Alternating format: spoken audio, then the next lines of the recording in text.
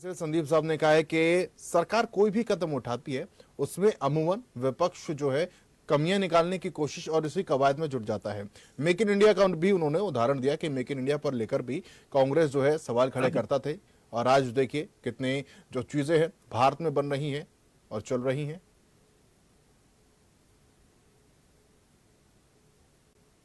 गुलशन साहब अनम्यूट कर लीजिए आप।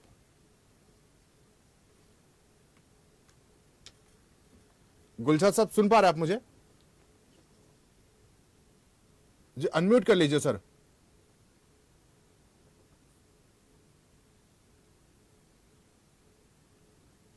ठीक है, गुलशन साहब की आवाज मुझ तक नहीं आ पा रही, एक बार फिर से पहुंचने की कोशिश करेंगे। भाटिया साहब सवाल आपसे मेरा यह है कि ग्राहक की जब हम बात करते हैं शहरों में दिल्ली एनसीआर की अगर बात करते हैं वापस सरपट ईवी व्हीकल जो है दौड़ रहे हैं, लेकिन गांव देहात की बात करते हैं आज भी रेंज एंजाइटी लोगों में कहीं ना कहीं है, यानी कि बैटरी खत्म होने का डर लोगों को अभी भी सताता है या फिर बैटरी खराब होने का। तो इस और भी जागरूकता लाने की जरूरत है आपको लगता है?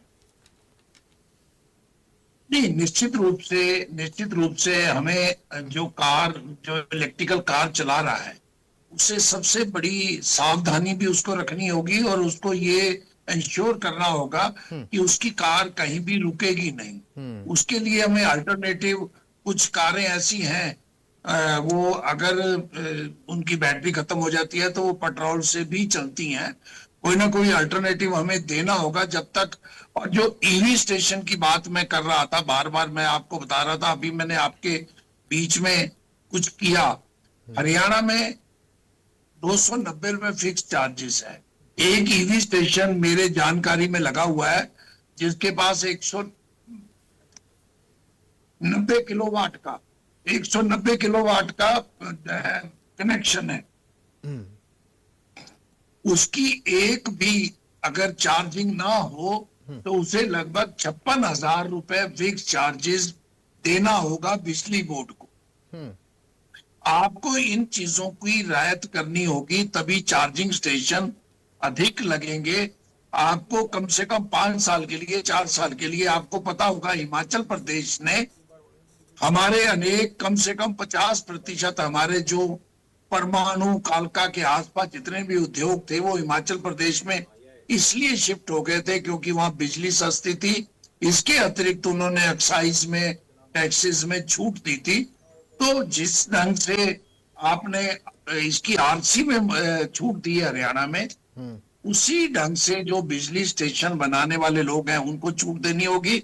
एक चीज मैं और बता रहा हूं, जो बैटरी की ये बता रहे थे संदीप जी, 60 से 70% री वैल्यू है। बैटरी की री वैल्यू 30 से 35% ही है। आप अपने घर की इन्वर्टर की बैटरी अगर वापस देते हैं तो वो अगर 12-13 हजार की बैटरी है तो 2,500-3,000 में ही वापस जाती है। हमें बैटरियों में भी सुधारना होगा। और मैं आपको एक कॉस्ट निकाल के बता सकता हूं। मेरे पास एक 10 लाख की गाड़ी है मान लिया, और मैं रोज 50 किलोमीटर चलता हूं, तो मैं पूरे महीने में 7,000 रुपए का तेल लगाता हूं, उस पर डीजल लगाता हूं, जो 84,000 बनता है। अगर मैं 10 साल रखता हूं तो 8 लाख रुपए बनता है। जबकि आज इलेक्ट्रिकल व्हीकल और दूसरे व्हीकल में, डीजल के व्हीकल में 7 से 8 लाख रुपए का अंतर है। वो मेरे से पहले दिन ही कार का खर्चा पूरा ले लिया जाएगा। हर व्यक्ति ये भी सोचता है उसे लाभ है या नहीं है। आपको व्हीकल की कीमत पेट्रोल डीजल की कीमत के बराबर रखनी होगी, और उसके अलावा इलेक्ट्रिकल जो चार्जिंग स्टेशन है उनको बिजली सस्ती देनी होगी, तभी जाकर लोग इस फील्ड की ओर जाएंगे। इलेक्ट्रिकल वाहन आज से नहीं आ रहे, बहुत दिनों से आ रहे हैं। लोग पहले, अमीर लोगों ने शौकिया वाहन लिए।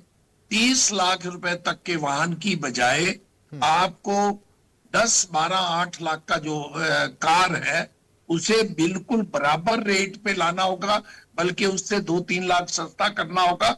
अगर आप ये जाना चाहते हैं, इलेक्ट्रिकल एनवायरनमेंट को ठीक रखना चाहते हैं, उसके अलावा हम डीजल और पेट्रोल के लिए फॉरेन करेंसी को यूज करते हैं, तो इन सारी चीजों को हमें करना होगा।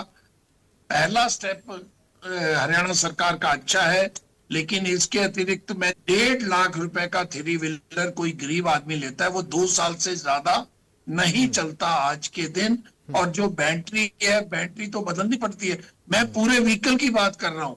कोई बहुत ध्यान, हमारी सड़कों में, शहरों में जिस ढंग से खड्डे हैं और चीज है, ये इतना लाइट व्हीकल है कि 2-4 बार अगर खड्डों में चला गया आजकल के मौसम में, तो उसका कुछ ना कुछ 1000-2000 का नुकसान हो जाएगा। तो जो लोग चला रहे हैं, उन लोगों से बात करने पे उनको लगता है कि इसकी क्वालिटी बहुत कमजोर है। ठीक है, क्वालिटी क्योंकि कमजोर है, अभी उसमें तक सुधार लाने की जरूरत है। आखिरी कमेंट में गुलशाद साहब आपका लेना चाहूंगा। आवाज मिल पा रही है आपको सर मेरी?